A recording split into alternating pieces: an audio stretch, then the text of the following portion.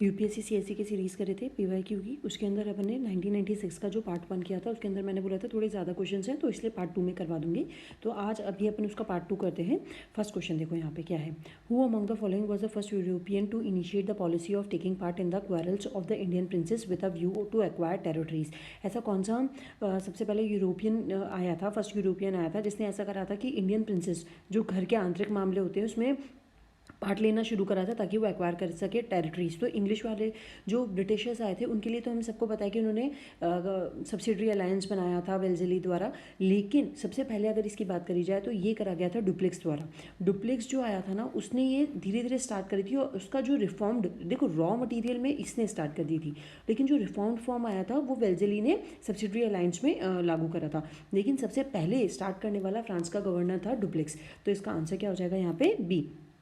तो इसका आंसर हम टिक करेंगे ऑप्शन बी। देखो क्लाइव अल्बुक और वॉरेन हेस्टिंग ये दोनों इंग्लिश हैं और अल्बुक क्यों ये भी है ना फ्रांस का ही गवर्नर है। तो लेकिन इसने स्टार्ट नहीं कर रही थी, डुप्लेक्स ने स्टार्ट करी थी। फिर उसके बाद नेक्स्ट वाला क्वेश्चन देखो, नेक्स्ट क्या है। नेक्स्ट क्वेश्चन कहता है the meeting of Indian and the British political leaders during 1930 and 32 in London has been often been referred to as the first, second and the third round table conference। हमें ये पता है कि 1930 से 31 32 30 31 और 32 के अंदर 3 राउंड टेबल कॉन्फ्रेंस हुई थी, फर्स्ट राउंड, सेकेंड राउंड और third round. It would be incorrect to refer to them as such, because incorrect होगा उनको अगर ऐसे रेफर करा जाए तो हमसे ये वाला क्वेश्चन पूछा गया है। अब देखो यहाँ पे क्या है, the Indian National Congress does not take part in the two of them, ये चीज़ गलत है।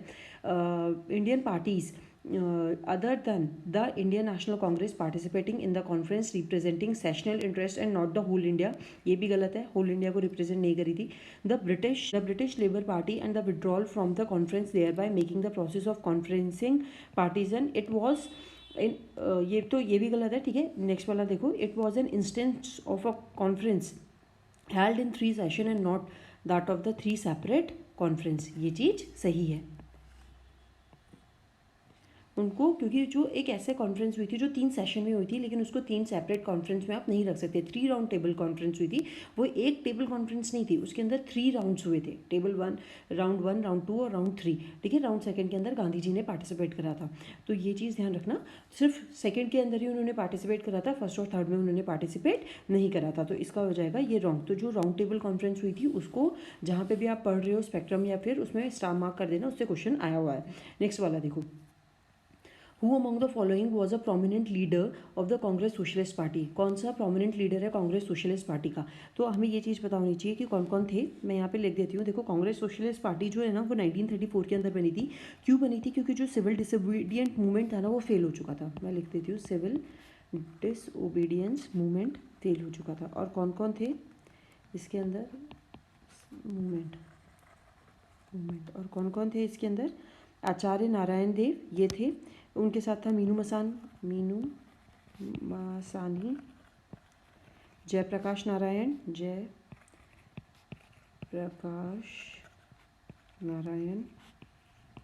ठीक है।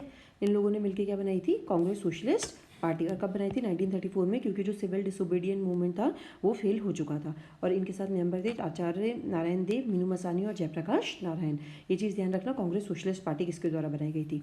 अब देखो यहाँ पे कंसिडर द फॉलोइंग। अब देखो हिस्ट्री को कैसे प्रिपेयर करना, मॉडर्न हिस्ट्री को बेसिकली आप क्वेश्चन लिख लो और जहाँ पे आपने पढ़ा है ना वहाँ पे मार्क कर लो, या फिर इस क्वेश्चन को मार्क कर लो कि ये क्वेश्चन यहाँ से इससे पूछा गया है। और उसको किसी प्रीवियस ईयर का जो भी पेपर आप सॉल्व कर रहे हो तो आप जहाँ पे पढ़ रहे हो उसको किसी अलग पेन से आप हाईलाइट कर दो, जैसे ग्रीन कलर हो गया, रेड कलर हो गया, पिंक कलर हो गया, जो भी आपका फेवरेट है उससे एकदम मार्क कर दो और स्टार मार्क कर दो वहाँ पे कि ये क्वेश्चन आ चुका है, तो ये मुझे अच्छे से रिवाइज करना है। Consider the following landmark in the Indian education. Indian education के अंदर जो लैंडमार्क्स हुए थे उनके बारे में पूछा गया है। देखो ये जब आप पढ़ोगे ना डीप के अंदर 1 बाय 1 की वुड डिस्पैच कब आया था, क्यों आया था, उनको 1 लाख रुपए मिले थे तो उनको एजुकेशन में लगा लेते, फिर एंग्लो ओरिएंटल की क्या कंट्रोवर्सी हुई थी, किस चीज़ पे हुई थी, फिर फाइनली क्या डिसीजन आया, तो ये सारे आप पढ़ोगे ना तब आपको एक क्रोनोलॉजिकल ऑर्डर में आ जाएंगी। लेकिन इसको याद करने का वैसे क्रोनोलॉजिकली तरीका है, लेकिन मैं अभी यहाँ पे सिर्फ ईयर बता देती हूँ कि एडम्स रिपोर्ट जो आई थी वो आई थी 1835 में, 1836 में और 1838 में। फिर उसके बाद जो वुड डिस्पैच आया था वो आया था 1854 में, और कलकत्ता यूनिवर्सिटी आई थी 1857 के अंदर। तो ये सारे इस्टेब्लिश हुए थे। इनको क्रोनोलॉजिकल ऑर्डर जो भी है आप उसका उसमें अरेंज कर लेना। नेक्स्ट वाला क्वेश्चन देखो, हमसे यहाँ पे क्या पूछा गया है। मैच करनी है अपन को किसको, लिस्ट 1 को लिस्ट 2 से, और यहाँ पे दे रखा है लिस्ट 1 लिस्ट 2, और यहाँ पे फोर्ट्स दे रखे हैं कि कौन से किससे बिलोंग करते हैं। सुरेंद्रनाथ बनर्जी, जो सुरेंद्रनाथ बनर्जी, मैं यहाँ पे इसको टिक करूँगी। सुरेंद्रनाथ बनर्जी जो थे, उनकी जो बुक थी वो थी a nation in making, a nation in making, ये चीज़ हो गई। एम के गांधी का आपको पता है कि हिंद स्वराज थी एम के गांधी की। और इन्होंने क्या होता है जो एम, मतलब मैं यहाँ पे नंबर भी लिख देती हूँ, इसका ए, ठीक है, इसका बी, ताकि स्क्रीनशॉट ले लो, महात्मा गांधी जी की थी। फिर उसके बाद है ना, जो हिंद स्वराज है ना, वो एक डायलॉग के फॉर्म में लिखी गई है, कि मतलब यहाँ पे क्वेश्चन और आंसर हैं, 2% बात कर रहे हैं उसके बारे में लिखी गई है। महात्मा गांधी जी ने इंडियन स्ट्रगल जो चल रहा था उसके बारे में लिखी है।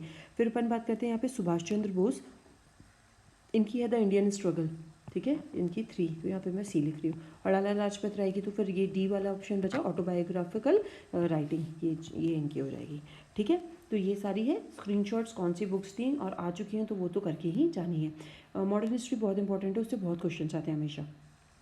देखो नेक्स्ट वाला हमसे यहाँ पे क्या पूछा गया है, consider the following statement about the Jawaharlal Nehru. Nehru ji के बारे में स्टेटमेंट दे रखे हैं और हमसे पूछा गया है कि इनके बारे में कौन कौन सी चीज़ें करेक्ट है। अब देखो सबसे पहला क्या है, he was a president of the Congress party इन 1947, ये चीज़ गलत है।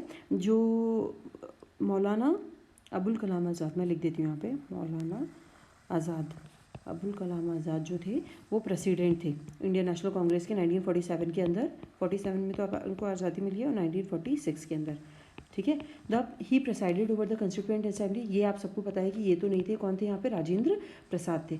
तो ये प्रसाद में शॉर्ट में लिख रही हूँ, ठीक है। तो यहाँ पे फर्स्ट रॉन्ग हो गया, सेकंड रॉन्ग हो गया, फर्स्ट रॉन्ग हो गया, तो आंसर डायरेक्टली क्या निकल गया है, नन ऑफ दिस। नेक्स्ट देख लो, he form the first Congress ministry in the United Province before Indian independence, Bharat को आज़ादी मिलने से पहले उन्होंने फर्स्ट कांग्रेस की मिनिस्ट्री बनाई थी यूनाइटेड प्रोविंसेस में, जो अब यूपी कहलाता है, बेसिकली वो वाला एरिया। तो ये चीज़ गलत है। यहाँ पे जो इसका आंसर आएगा, किसने बनाई थी, ये बनाई थी गोविंद वल्लभ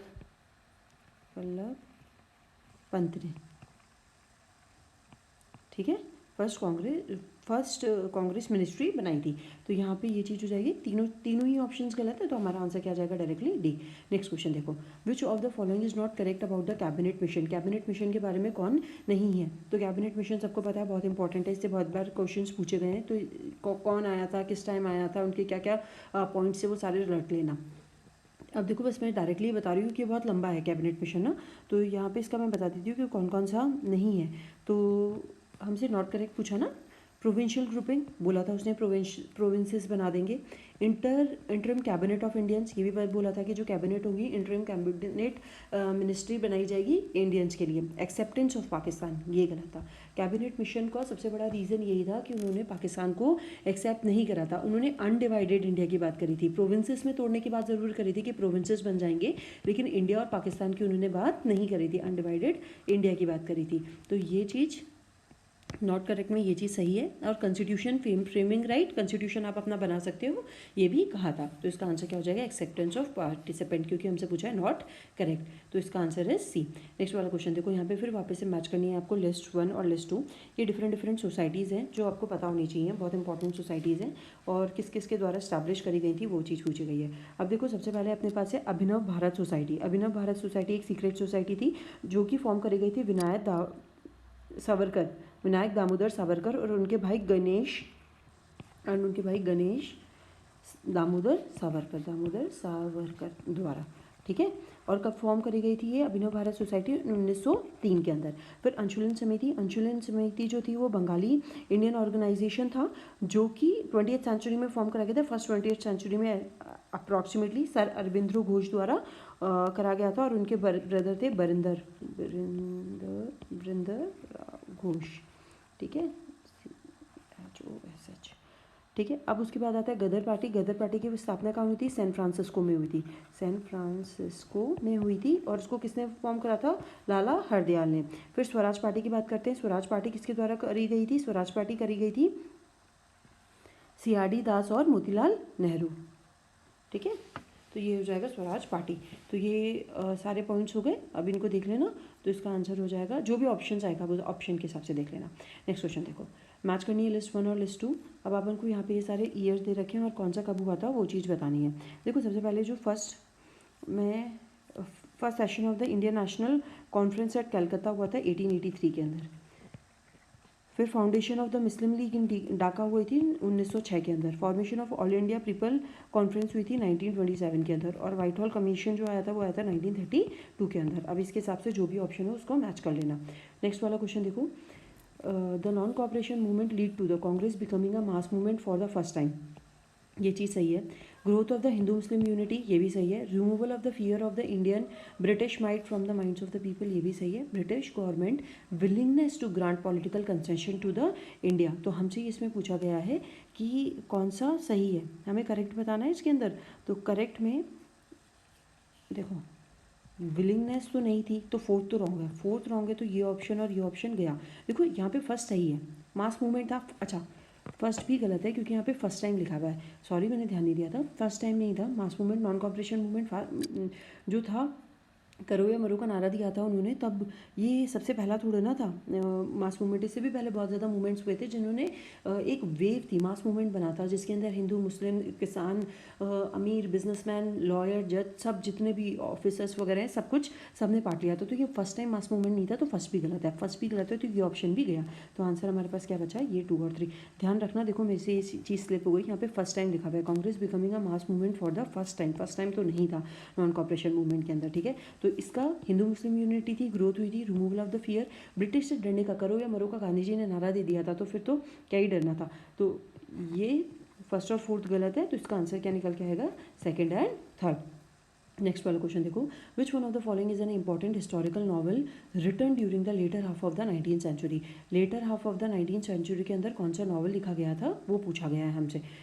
देखो अब यहाँ पे अपने पास फर्स्ट वाला ऑप्शन क्या है, फर्स्ट वाला ऑप्शन में अपन को क्या कहता है कि रस्त गुफ्तर, ये वाला है। अब देखो यहाँ पे ये जो है ना, ये एंग्लो गुजराती पेपर था जो कि बॉम्बे से ऑपरेट करता था 1854 के अंदर, दादा भाई नौरोजी और खर्शेद जी कामा द्वारा करा गया था, ठीक है। तो ये हो जाएगा इनके द्वारा। नेक्स्ट वाला देखो, दुर्गेश नंदिनी, हमसे लेटर हाफ 19th सेंचुरी के अंदर पूछा गया है। जो दुर्गेश नंदिनी था ना, दुर्गेश नंदिनी और बांग दर्शन, मैं यहाँ पे लिख देती हूँ कि याद रहेगा, दुर्गेश नंदिनी, बांग दर्शन, बांग दर्शन, आनंद मठ, किसके द्वारा। अब आनंद मठ का नाम तो सुनते ही सबको पता चल गया होगा, ये किसके द्वारा लिखा गया था, बंकिम चंद्र चटर्जी द्वारा लिखा गया था। BC चटर्जी लिख रही हूँ इसमें, चटर्जी द्वारा लिखा गया था। तो ये इनके द्वारा लिखा गया था। और ये second half of the 19th century में, और जो ऑपरेसिव रेन था ब्रिटिशर्स का, जो कंडीशंस करी गई थी किसानों वगैरह की, उनके बारे में लिखा गया था। मतलब ब्रिटिशर्स को के अगेंस्ट लिखा गया था, बेसिकली उन्होंने कितने अत्याचार करे थे उनके बारे में लिखा गया था। तो यहाँ पे आपको ध्यान रखना है कि BC यानी बंकिम चंद्र चटर्जी द्वारा 3 नॉवल जो आपको याद रखने हैं, दुर्गेश नंदिनी, बांग दर्शन और आनंद मठ। उसके बाद देखो मराठा, मराठा पुस्तक किसने लिखी है, मराठा जो है वो न्यायमूर्ति महादेव गोविंद रनाडे द्वारा लिखा गया था। फिर उसके बाद है निबंधमाला, निबंधमाला किसके द्वारा लिखा गया है, देखो निबंधमाला जो एक periodical monthly periodical started by the Vishnu Shastri Chiplunkar के द्वारा लिखा गया था। और इसके अंदर जो थे वो ऐसे थे जो इंडिपेंडेंस वगैरह के टाइम पे चल रहे थे, तो ये भी ऐसे किए। तो हाफ ऑफ 19th सेंचुरी में पूछा गया, तो इसका आंसर क्या हो जाएगा, B डायरेक्टली। लेकिन आपको ये चारों ऑप्शंस पता होने चाहिए, रस्तगुफ्तर किसके द्वारा लिखा गया था, मराठा किसके द्वारा, और निबंध माला। तो निबंध माला और ये तीनों मैंने बता दिए। अगर स्क्रीनशॉट भी लेना है तो इस चीज़ का ले लो, या फिर गूगल भी करोगे तो मिल जाएगा, और वैसे मैंने बता दिए तो अपने नोट्स में नोट कर लेना। अब देखो लास्ट वाला क्वेश्चन बचा है इसका बस, who among the following suggested the wind up of the Indian National Congress after the India attended independence. India को जब इंडिपेंडेंस मिली थी तो उसके बाद किसने बोला था कि हमें जो है कांग्रेस को का गठन खत्म कर देना चाहिए, मतलब कांग्रेस को बंद कर देना चाहिए बेसिकली। तो सबसे पहले बताऊँ ये से चीज़ किसने कही थी, गांधी जी ने कही थी। गांधी जी का ऐसा मानना था कि जो कांग्रेस का जो पर्पस था, जिस पर्पस से उसका फॉर्मेशन हुआ था, यानी कि आज़ादी दिलाने के लिए, तो आज़ादी तो हमें ऑलरेडी मिल चुकी है। अब आज़ादी मिल चुकी है तो इसलिए हमें क्या करना चाहिए था, विलेज पंचायत वगैरह बनानी चाहिए थी। वो विलेजेस मतलब उनका पंचायत लेवल पर काम होना चाहिए, ये होना चाहिए, उनका वैसा था माइंडसेट, या फिर ऐसा कह सकते हो उनकी राय उस तरफ ज़्यादा थी एज़ कम्पेयर टू एक नेशनल बॉडी बना के वो रूल करे। तो इसलिए उन्होंने बोला था कि जो इंडियन नेशनल कांग्रेस है उसको डिसॉल्व कर देना चाहिए इंडिपेंडेंस अटेंड होने के बाद, क्योंकि जो हमारा पर्पस है आज़ादी का वो हमें मिल चुका है। तो यहीं पर अपने 1996 के क्वेश्चन खत्म होते हैं, फिर आगे मिलेंगे आगे के क्वेश्चन के साथ में।